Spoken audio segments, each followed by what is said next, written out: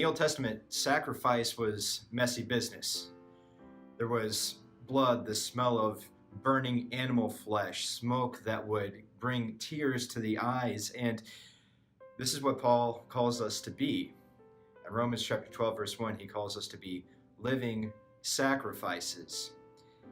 And so what Paul does then is that he reminds us that it is Christ who has placed his hands on us, giving us his life, his blessings, his salvation, his forgiveness, his promises, everything, a treasure, a store of wealth.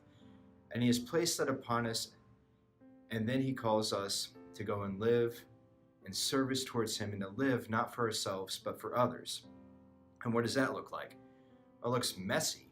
It looks Old Testament messy.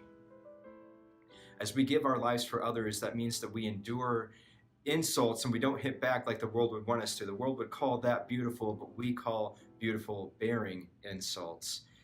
We give sacrificially. We walk away wondering how we're going to make it after blessing another person.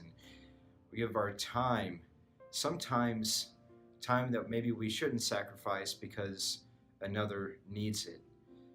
To be a living sacrifice is to be a whole offering, an offering that is continually before God and constantly living for others. But we don't do that of our own strength. We do it by the mercy of God. Christ, who lived for us, now has put his life into us so that we might be a messy sacrifice, living a beautiful life that calls us to live for others.